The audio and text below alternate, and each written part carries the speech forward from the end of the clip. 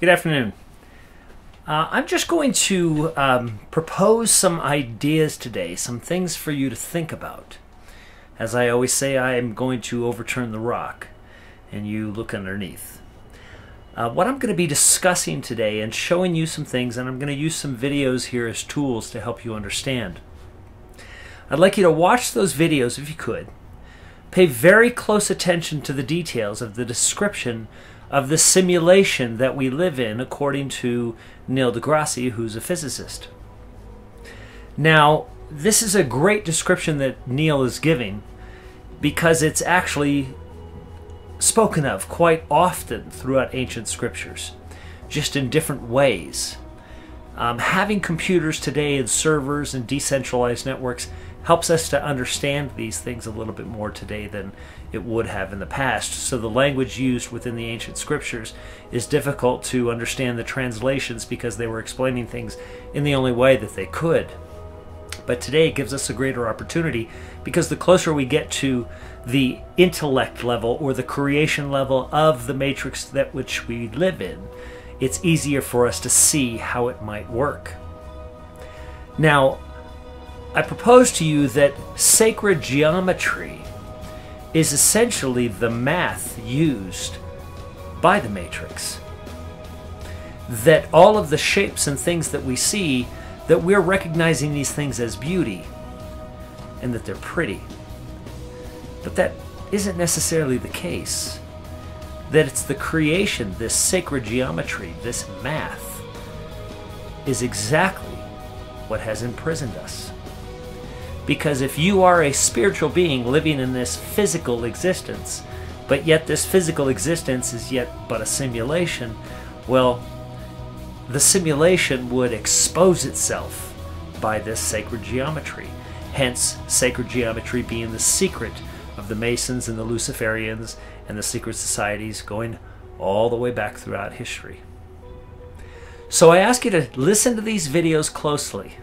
And then I'm going to come back and give you some illustrations just to help you understand how this actually applies to you and why it makes your life so difficult, particularly when you're in Christ and you're breaking free of that matrix. Are we living in a simulation? Tell me right now, please. Tell us on the record. I hate to break it to you. You want to know? Well, I mean, what does that mean? Okay, I'll tell you. All right. You've played video games before. Yes. Okay. That's what it means. Have you any game come to mind? Super Mario Brothers. Super Mario Brothers. Okay. Mario runs around, jumps. Yeah, because we push buttons. And he'll jump off a cliff, but then scurry and come back to the. All right. So he doesn't fall. Yeah. If you were in that game and you were a scientist, you would start asking yourself, well, what are the laws of physics in my world? And you'd come up with a portfolio of how things move, how things jump, how things fall. And this will be your canon of concepts that matter. Yeah. Okay. So I'm a scientist in Super Mario Brothers, and I decode all the laws that are operating there. You mean you get all the cheat codes? Okay, that makes you better at it. So there you are. Yeah, you warp tunnels that way. There you go. So there you are, and that's your world. Why is that any different from this world, where I'm a scientist trying to figure out how this world works? Okay, great. So now watch. I got your answer. Wait. So now watch. As our computing power gets more and more, gets stronger and stronger, and storage capacity gets greater and greater, we can, in principle, program much more than Mario. We can program characters that have free will. Yeah. Whoa, if you can program characters that have free will and let them go, they'll invent things, they'll discover things, they'll create simulations on their computers that they had just invented, and they'll give them free will. And this can be simulations all the way down. Right, simulation spirals. So I'm going to need a nap after this. I'm just going to let everyone know that's watching. I'm going to need one nap after this because my brain is definitely gone. So what? So we've got one real universe. Yeah. And all the ones buried within it are simulations. So now like parallel universes? Now I throw a dart which one am I most likely to hit? The one real universe or one of the simulations that are there? It's going to be one of the simulations. So Why? I don't understand that. Can you help me? Because it's just how many are just scattered, oh, right? This universe makes this one makes that, this makes that, but only one of them started it all. That's the one over here. Right. That started it. Scatter them on the floor, land on one just randomly, chances are it's going to be somebody's simulated universe. That programmed by some alien in his parents' basement, okay, who had super computing power and put in free will in the characters that are playing out their lives, and they think they are real. So watch. So it could be that we are just the creation. But that's just a theory. Well, it's a hypothesis, and it's hard to shake that hypothesis. Yeah, because you don't have a photo and you can't post it on Instagram. Right? But I do know that this world gets weird every now and then, which leaves me wondering whether the programmer got bored, and then or he didn't do the update.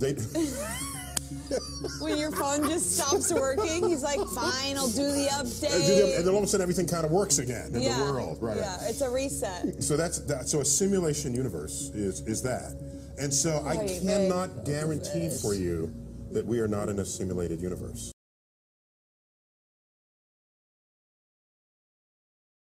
Now, let me give you a disturbing thought. A fascinatingly disturbing thought, and we'll leave you on that note.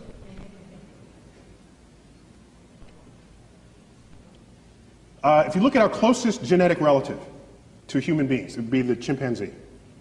We share like 98+% identical DNA. We are smarter than a chimpanzee. So let's invent a measure of intelligence that make humans unique. Let's say intelligence is your ability to like compose poetry, symphonies, do art, math, and science, let's say, okay? Let's make that as the arbitrary definition of intelligence for the moment. Chimps can't do any of that. Yet we share 98, 99% identical DNA, okay?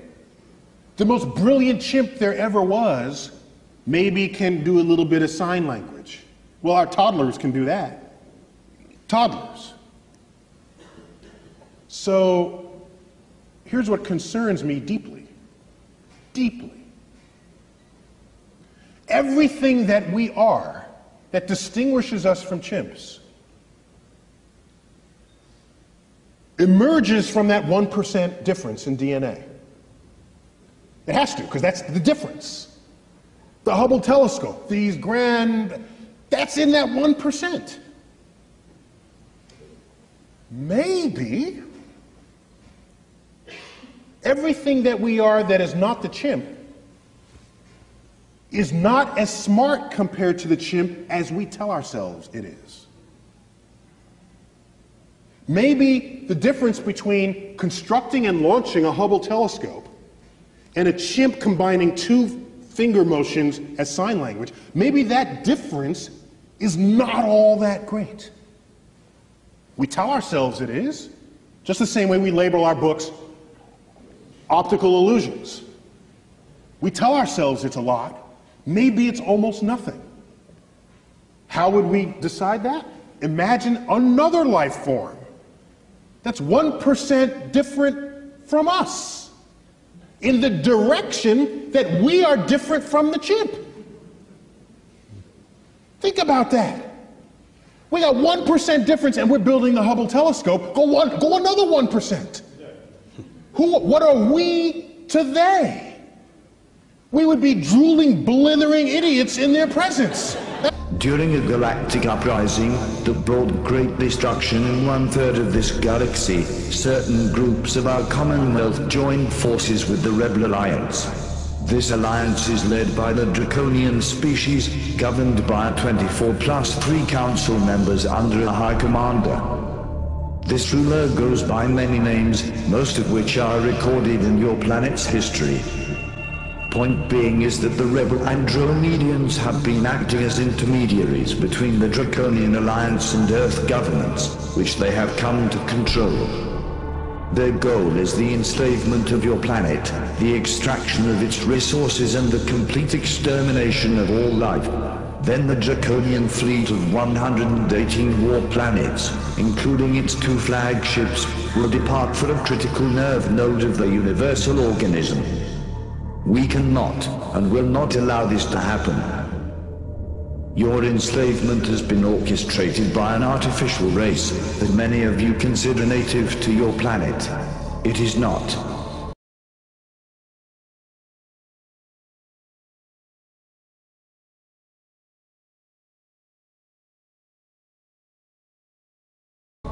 During your current state, you cannot enter a direct conflict with them. This is our duty. But what you can do is protect yourselves and survive until our arrival. They would take Stephen Hawking and roll him in front of their primate researchers and say, well, this one is like the most brilliant among them because he can do sort of astrophysics in his head. Oh, isn't that cute? Little Johnny can do that too. Oh, that's so nice. Oh, in fact, Johnny just did that. Let me get it. It's on the refrigerator door. Here he is. He did it in his elementary school class. Think about how smart they would be. Quantum mechanics would be intuitive to their toddlers. Whole symphonies would be written by their children, and like I said, just put up on the refrigerator door the way our pasta collages are on our refrigerator doors. So the notion that we're going to find some intelligent life and have a conversation with it? When was the last time you stopped to have a conversation with a worm? Or bird? Oh, well, you might have had a conversation, but I don't think you expected an answer, all right? So, we don't have conversations with any other species on Earth with whom we have DNA in common. To believe that some intelligent other species is going to be interested in us enough to have a conversation? They'll look at our Hubble telescope and say, oh, isn't that quaint? Look at what they're doing. So I lay awake at nights wondering whether simply we as a species are simply too stupid to figure out the universe that we're investigating. And maybe we need some other species 1% smarter than we are, for which string theory would be intuitive, for which all the greatest mysteries of the universe, from dark matter, dark energy, the origins of life, and all the frontiers of our thought would be something that they would just self-intuit. I'm jealous of that possibility, because I want to be around for those discoveries. Operative warning is, death rises in the east, but the west has been infiltrated by eastern agents on all levels. Deal with those agents as we deal with the real threat. We have gathered an armada of 960 war planets in multiple dimensions, 340 of which are visible to you. We have been situated around and beyond the trajectory range of Saturn. Any species activity on the inside planets is considered hostile to you. We do not use channeling. We do not send messages to psychics. We only transmit through a strict medium of neutrino beams. The clear reason is that your oppressors do not have access to this technology. Beware of what you call false flag operations. Earth will be invaded by the Draconian Alliance, posing to be us. This would include atrocities in order to condition humanity against us, and to unite you under a world government. Your Illuminati New World Order is but a predecessor of an even more cruel order that was orchestrated by the Draconians' artificial race. The enemy, on-world and off-world, has rejected our terms of surrender. We will intervene in massive and overwhelming force. Our 5th and 6th dimension forces have arrived at your planet, as they cannot be traced or inhibited by the Draconian Alliance.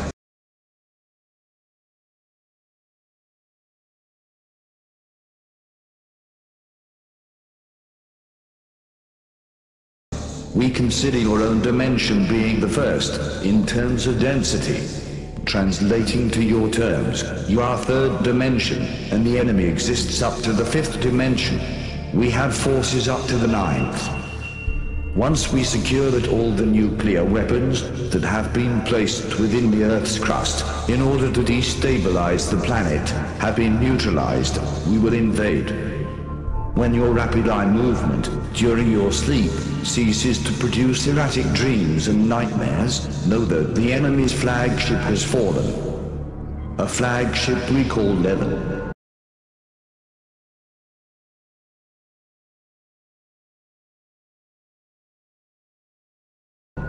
A flagship you call a moon. Our true arrival will be signaled by one major event, the extermination of all planetary governments, especially those who have aligned themselves with the eruption of the upcoming World War.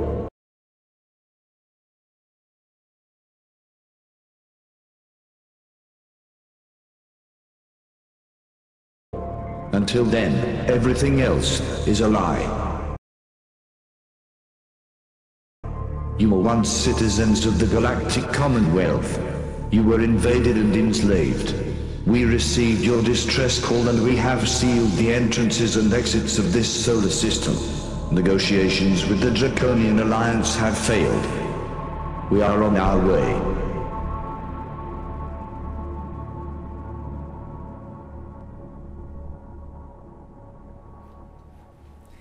So now that you've had a chance to listen to Neil and some other videos here that have given you some insight into what we possibly might live in, let me give you some illustrations.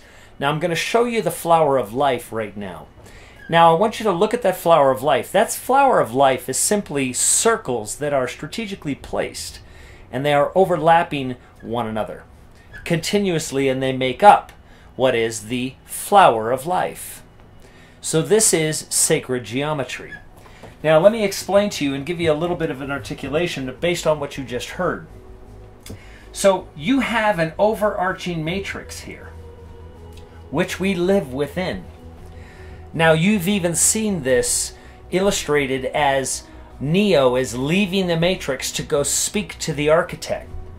Now when he goes through the door of light and he's traveling on light, data. So essentially a data line, which you would have a fiber optic line, so to speak, that he would travel through that data line. You'll see in this next little quick scene here that I'll also post, he passes through the matrix. He leaves the sacred geometry and he enters the realm of the architect being the enemy, which is essentially what we have here. So here we have this overarching matrix. Now the problem with this matrix is if you want to control something, you want to be able to control the things within the matrix. If you reach a new intellectual level, what we're already experiencing now is mankind wants to control the weather. Lord of the Rings articulated this extremely well. There are many rings, but there is one ring to rule them all. So if this matrix is essentially the universe that we live in, planets and all, that we would have to be rescued from outside this universe, and that someone would have to come in and penetrate this universe. So this universe that we live in has rules and laws of physics, and within that universe we have additional simulations created by other beings. So layer upon layer upon layer. Every single dimension, every single parallel universe that is created fully exists. You yourself are also a universe. So look at yourself as this circle.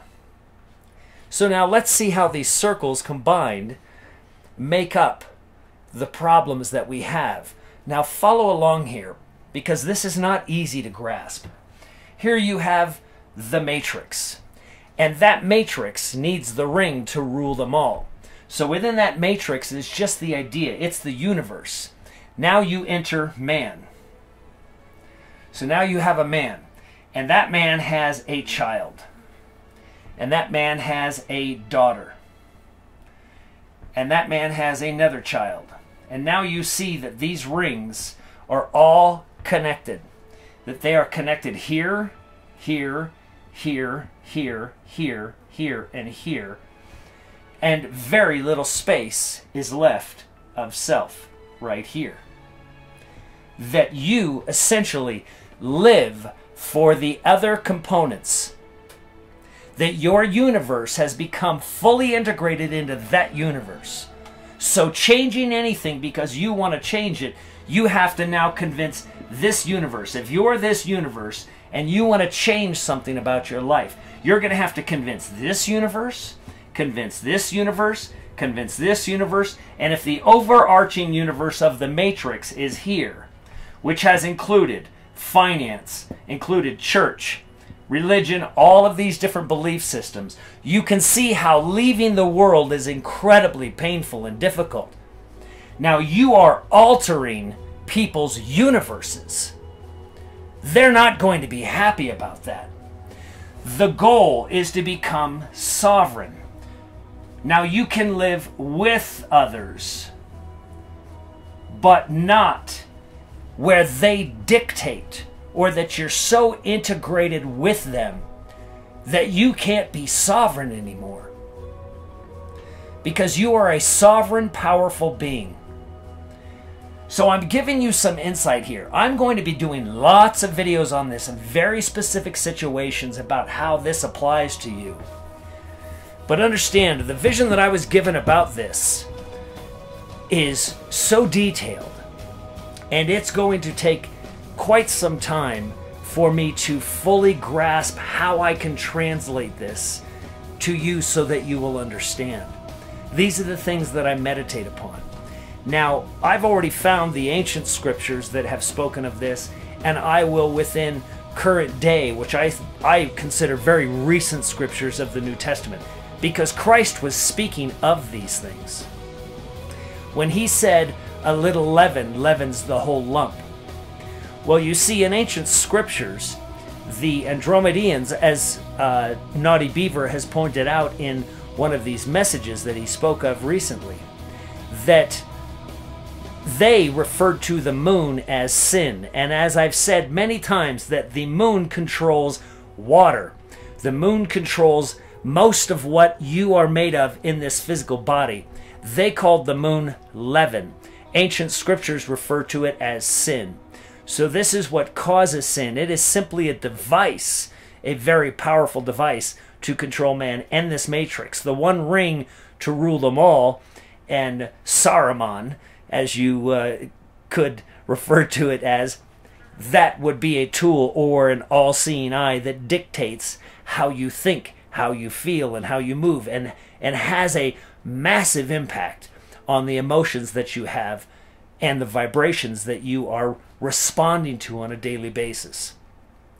So just by allowing these things to be entered into your mind, begin to unlock keys, begin to unlock doors with these keys. And one key will, it's like a roller within the key of that door of light, as you've seen earlier in that video with Neo. That roller, those are different forms of the key. And so as you begin to place these things within your mind, you're going to begin to see that the person that is giving you grief about how you think and how you feel is very upset that their universe is being torn apart. Their universe is being torn apart because you are removing yourself from it. And they have to restructure. They like their universe the way it is. Fully programmed, head in the sand, firmly planted. I love you very much. This is just some thoughts for a Saturday. I hope you have a wonderful weekend. I'll talk to you soon.